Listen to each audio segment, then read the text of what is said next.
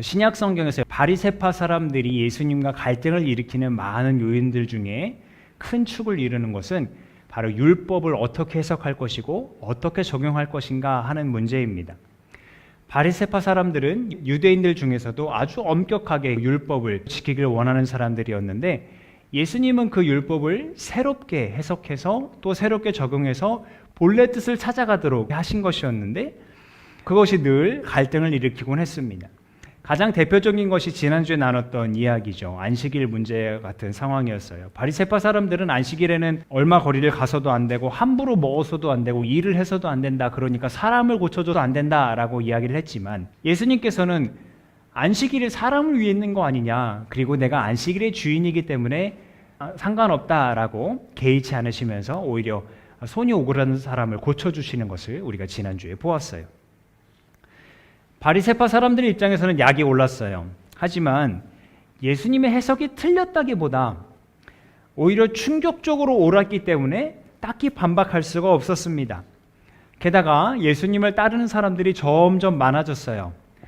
그래서 이 사람들이 생각한 게 뭐냐면 이제 전략을 바꾸기로 했어요. 흑색 선전, 곧 근거 없는 이야기로 혼란에 빠뜨리려 했습니다. 그것은 다름 아니라 예수님이 미쳤다는 소문을 내기 시작해요. 말씀 보시면 바알세불이 들렸다고도 하고, 귀신의 두목의 힘을 빌어서 귀신을 쫓아낸다, 귀신 들렸다는 거예요. 이 소문이 예수님을 따른 사람들이 많은 만큼 온 지역으로 삽시간에 퍼져갑니다. 그리고 예수님의 가족들도 그 이야기를 듣습니다. 그래서 예수님을 붙잡으러 가족들이 총출동합니다. 당시 이 지역의 문화에서요, 가족이란 이 가족 구성원의 정체성을 말해주는 것이기도 했고요, 그 가족 구성원의 사회적인 지위까지 가늠하게 해주는 그런 아주 중요한 단위였습니다. 이렇게 가족이 개인의 명예를 보장해주는 만큼 반대로 개개인도 가족을 명예롭게 만들어야 할 의무가 있었어요. 그러니까 가족을 수치스럽게 만들면 안 된다는 것이었어요. 이것이 이제 명예와 수치 문화라고 그렇게 이름 지어진 그 지역의 문화였습니다. 이것이 얼마나 강력했는지 지금까지도 중동 지역에 아주 뿌리 깊게 자리 잡고 있어서요, 여러분 간혹 잊을만 하면 그런 뉴스 보셨을 겁니다. 아이가 혹은 아내가 가문의 명성에 먹칠을 했다 그러면서 명예살인을 했다, 이런 뉴스를 여러분 보신 적이 있을 텐데, 이것이 바로 이 명예와 수치 문화에서 비롯된 겁니다. 사회법에서도 금지하고 있는데도 지금도 그런 일이 벌어지고 있는 거예요. 그러니까 그 당시에는 얼마나 더했는지 우리가 생각해 볼 수 있는 거죠. 이러한 명예와 수치 문화권에서 가족 구성원이 귀신 들렸다고 하면 이거 얼마나 수치스러운 일이었겠습니까? 그러니까 예수님의 가족들이 그 소문을 듣자마자 예수님을 붙잡으러 왔던 거죠. 아직 예수님의 가족들이 자기가 있는 곳에 도착하지 않았을 때 예수님께서는 자신을 둘러싸고 앉아있는 사람들에게 이렇게 말씀하세요. 내가 귀신의 두목의 힘을 빌어서 귀신을 쫓아내는 것이라면 이거는 도저히 상식적이지 않다. 그러면서 비유를 들어 설명하시는 것이, 나라가 서로 갈라져서 싸우면 그 나라가 버틸 수 있겠느냐, 가정이 서로 갈라져서 싸우면 가정이 버틸 수 있겠느냐, 마찬가지라는 거죠. 귀신들도 서로 싸우면 그 귀신의 왕국이 굳건하지 못할 텐데 내가 왜 그런 일을 하겠느냐 라고 말씀하신 거예요. 곧 내가 귀신을 쫓아낸 건 귀신의 힘이 아니다 라고 말씀하신 거죠. 그러면서 힘센 사람을 묶어야 된다 라고 말씀하시는데, 여기서 힘센 사람은 사탄을 가리킵니다. 비유로 말씀하신 건데요, 그러니까 이 땅에서 권세를 누리던 사탄을 묶어서 예수님은 그 밑에서 고통받던 백성들을 해방시켜 주시려고, 자유롭게 하시려고 그런 사역들을 하고 계신다라고 말씀하셨던 거예요. 그러니까 다시 말씀드리면 하나님 나라가 가까이 왔고 또 그 하나님 나라의 영향력이 더 널리 퍼져간다는 것을 보여주려고 아픈 사람들을 고쳐주시고 귀신 들린 사람들에서 귀신을 내쫓아 주셨다는 거예요. 그러나 바리새파 사람들은 그런 예수님을 향해 귀신의 왕이다, 바알세불이다 라고 했으니까 이것은 마치 하나님 나라와 그 복음이 전파되는 것을 방해하는 것과 같았습니다. 더 구체적으로 예수님께서 그렇게 병자들을 고쳐주시고 귀신 들린 사람들을 자유케 하신 것은 예언을 성취하신 것이기도 했고요. 무엇보다도 성령님께서 임하셔서 하신 일이었거든요. 그러니까 바리새파 사람들이 하는 것처럼 예수님이 하시는 그 일들을 방해하고 회방하는 것은 마치 그 일을 하도록 하신 성령님을 회방하는 일과 같았습니다. 그래서 예수님께서 성령을 모독하는 사람은 용서받지 못한다라고 엄히 경고하셨던 겁니다. 예수님께서 자신이 행하시는 그 기적이 귀신의 힘이 아닌 성령님의 힘으로 이루어지는 것임을 말씀하고 계실 때에 어느새 예수님의 가족들이 예수님이 계시는 그 집 밖에까지 와 있습니다. 다만 직접 들어가지 않고 사람을 보내서 예수님을 불러내게끔 그렇게 요청을 합니다. 그래서 사람들이 예수님께 보십시오, 지금 밖에 선생님의 어머니와 형제와 누이들이 와 있습니다 라고 얘기를 하는데 예수님이 어떻게 반응하셨습니까? 누가 내 누이고 누가 내 어머니냐, 누가 내 형제냐, 이렇게 퉁명스럽게 대답하십니다. 혹시 예수님이 좀 삐지셨을까요? 자기가 귀신 들렸다고 그렇게 잡으러 왔다는 것에 기분이 나쁘셔서 그렇게 반응하셨을까요? 인간적으로 생각하면 그렇게 생각할 수 있겠습니다만 반드시 그런 것은 아닙니다. 왜냐하면 다음 구절에서 예수님 하시는 말씀이 전혀 그런 것은 아니었기 때문이에요. 우리 말씀 같이 읽어보겠습니다. 보아라, 내 어머니와 내 형제자매들이다. 누구든지 하나님의 뜻을 행하는 사람이 곧 내 형제요 자매요 어머니다. 아멘. 지금 자신을 둘러싸고 앉아서 자기의 이야기를 듣고 있는 사람들에게 하신 말씀이에요. 그러니까 예수님은 자신의 육신의 가족들을 모른 채 하려 했다기보다 이 기회를 통해서 사람들에게 삶의 새로운 가치와 행동의 방향을 말씀하시고자 했던 겁니다. 여러분 한번 생각해 보시죠. 지금 예수님 앞에 둘러앉아서 예수님의 이야기를 듣고 있는 사람들, 그 사람들 중에 정말 명예로운 가족을 배경으로 두고 있는 사람이 얼마나 있었을까요?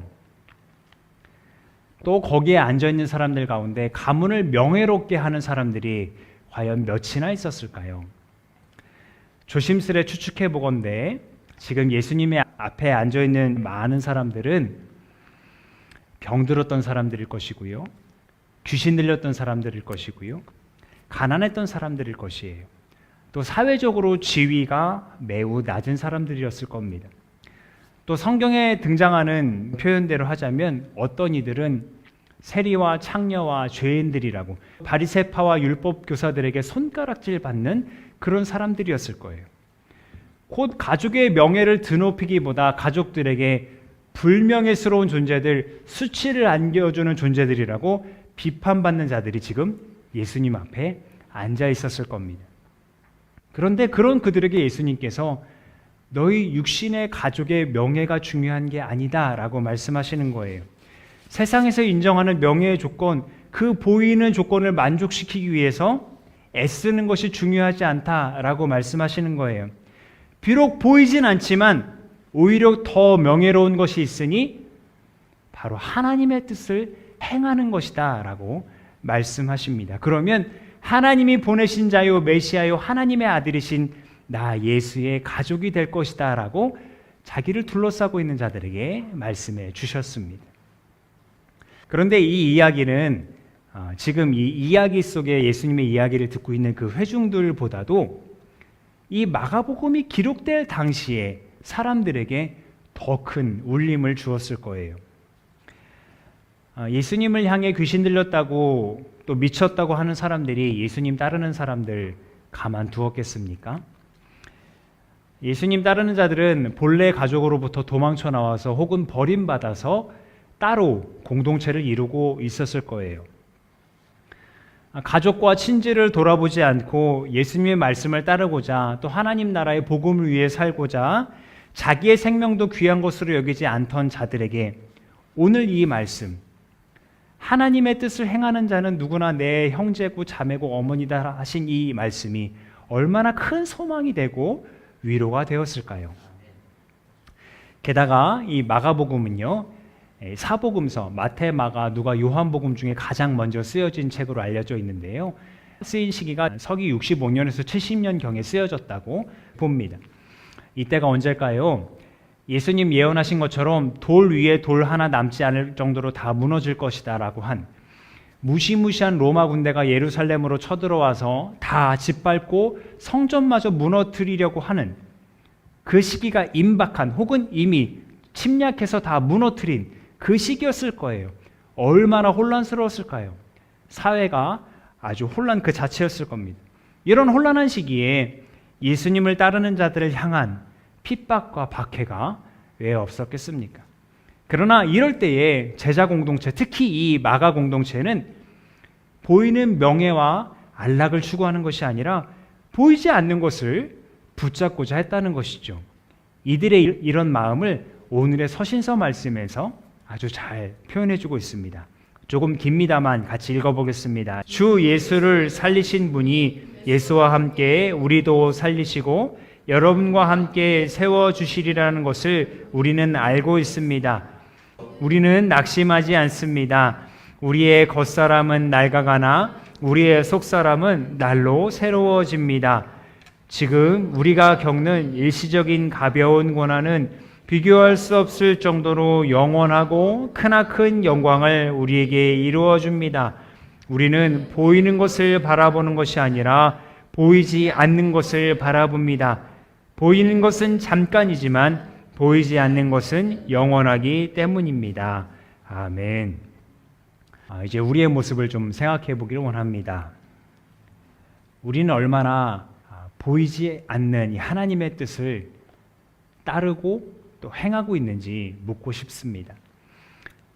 하나님과 그의 뜻은 눈에 보이지 않고 손에 잡히지 않기 때문에 어느새 내 손에 잡히고 내 눈에 보이는 세상의 명예와 권력과 돈과 또 여러 관계에 집착하며 의지하고 있지는 않았는지 묻게 됩니다.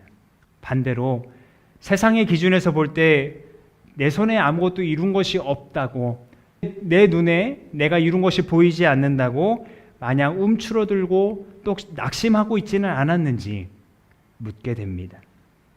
여러분, 비록 우리 눈에 보이지 않고 우리가 손으로 잡을 수 없어도 우리가 믿고 따르는 하나님은 가장 크고 위대하신 하나님 아니십니까?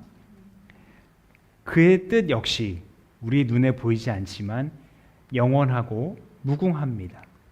그렇기에 우리의 삶에서 우리가 가장 먼저 구할 것은 그의 나라이고 그의 뜻입니다. 무엇보다 감사한 것은 비록 세상 사람들은 몰라준다고 하여도 하나님의 뜻을 행하는 자들은 예수님께서 나의 형제와 자매라고 말씀해 주셨다는 건데, 그 말씀이 이 성경 속 사람들에게만 해당할까요? 이 성경을 기록할 당시의 사람들에게만 해당하는 얘기일까요? 아닙니다. 이 자리에 앉아있는 여러분과 저에게도 해당되는 약속이고 축복입니다. 이것은 서신서 말씀에서도 확증하고 있습니다. 제가 빠르게 읽어드릴게요. 하나님은 하나님의 기뻐하시는 뜻을 따라 예수 그리스도를 통하여 우리를 하나님의 자녀로 삼으시기로 예정하신 것입니다. 그래서 하나님이 하나님의 사랑하시는 아들 안에서 우리에게 거저 주신 하나님의 영광스러운 은혜를 찬미하게 하셨습니다. 여러분이 육신을 따라 살면 죽을 것입니다. 그러나 여러분이 성령으로 몸의 행실을 죽이면 살 것입니다. 하나님의 영으로 인도함을 받는 사람은 누구나 다 하나님의 자녀입니다. 아멘.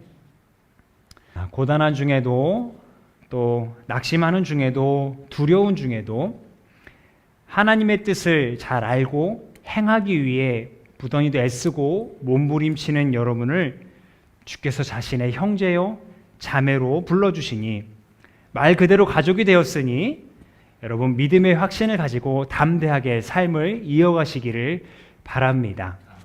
그렇게 여러분은 예수 그리스도를 통하여 하나님의 자녀가 되었으니 거친 세상 속에서 비록 삶이 고단할지라도 낙심하지 마시고, 또 증인의 사명 감당하는 것 실패할까 봐 두려운 마음이 들 때도 물러서지 마시기를 간절히 바라고 또 부탁을 드립니다. 우리가 하나님의 뜻을 행하고자 할 때 세상의 명예로 대신할 수 없는 그 하늘의 영광이 비록 보이지 않으나 우리 눈앞에 있고, 세상에서 받은 모든 수치를 위로자 성령님께서 우리 안에 함께 하셔서 위로하시고 보듬어 주실 것이기 때문입니다. 기도하겠습니다.